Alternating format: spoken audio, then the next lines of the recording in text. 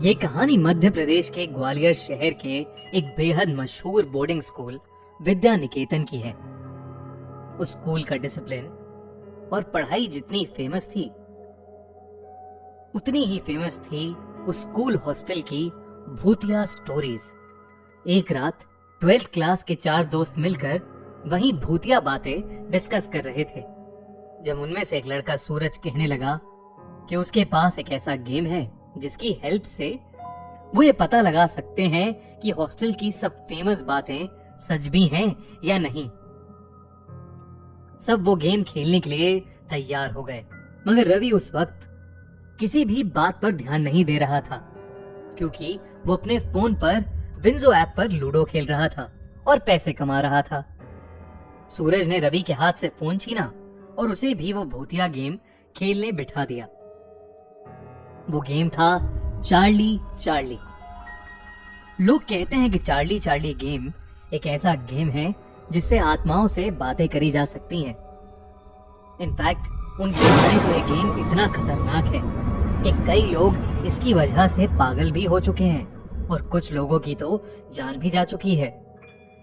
सूरज ने सबको एक सर्कल में बिठाया और बीच में एक पेपर पर यस नो नो यस लिखकर उस पर 2 पेंसिल्स रख दी। रवि ये देखकर हंसने लगा और वो सर्कल से उठकर जाने ही वाला था कि अचानक कमरे की लाइट्स फ्लिकर करने लगी। ये देखकर सबके होश उड़ गए। तभी सूरज ने रवि से वापस आराम से बैठने को कहा और फिर सूरज ने गेम की तरफ देखते हुए कहा, Charlie Charlie are you there? यानी चार्ली चार्ली क्या तुम यहां हो? चार्ली चार्ली क्या तुम यहां हो? ये कहने के बाद सब वेट करने लगे, पर कमरे में कुछ नहीं हुआ। सूरज ने दोबारा वही सवाल पूछा, तब भी कुछ नहीं हुआ। इस पर रवि ने उस गेम का मजाक उड़ाना शुरू कर दिया, लेकिन तभी सर्कल के बीच पड़ा पेपर जोर से हिलने लगा। उस पर रखी पेंसिल्स भी इधर उधर रोल होने लगी। सूरज ने फिर से वही सवाल पूछा, चार्ली चार्ली क्या तुम यहां हो? और तभी पेंसिल घूमकर यस पर पॉइंट करने लगी। सब हैरान होकर एक दूसरे को देखने लगे। इसके बाद एक एक करके सब चार्ली से कुछ ना कुछ क्वेश्चंस पूछने लगे, जिससे वो कंफर्म कर सकें कि सच में चार्ली की आत्मा वहां वाकई थी या नहीं। किसी ने पूछा, चार्ली क्या तुमने आज तक किसी को डराया है?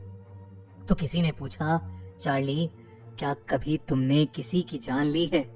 पेंसिल घूमती रही, कभी यस पर तो कभी नो पर।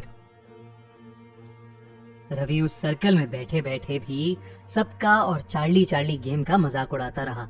उसे अब भी लग रहा था कि सूरज सबके साथ कोई मजाक कर रहा है। सबकी बारी हो चुकी थी और सूरज ने रवि को चार्ली से सवाल पूछने के लिए कहा। रवि ने मजाक में पूछा, चार्ली क्या तुम बेवकूफ और पागल हो? इस पर पेंसिल नहीं हिली और रवि को विश्वास हो गया कि चार्ली चार्ली गेम बकवास है और वो सर्कल से उठ गया। लेकिन जैसे ही वो वहां से उठा, उसी वक्त पेंसिल घूमकर यस पर पॉइंट करने लगी और फिर जोर जोर से हिलने लगी। कमरे की लाइट्स अब और जोर से फ्लिकर कर रही थीं। सब डर के मारे अपनी जगह पर जम से गए थे। तभी अचानक से लाइट चली गई और पूरे कमरे में अंधेरा हो गया। उस अंधेरे में उन दोनों लड़कों को बस 2 चमकती लाल आंखें दिख रही थीं, जिसे देखकर वो बुरी तरह डर गए थे। सूरज ने जल्दी से जाकर लाइट ऑन की।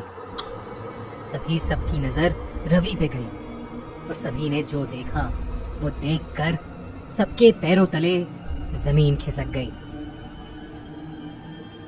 रवि का चेहरा अचानक नीला पड़ गया था। धीरे धीरे वो वहीं खड़ा खड़ा कांपने लगा।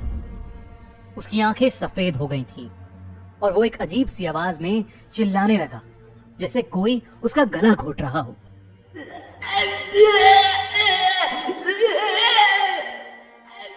रवि की चीख सुनते ही वार्डन उनके कमरे में आ गया और तभी रवि बेहोश होकर जमीन पर गिर गया।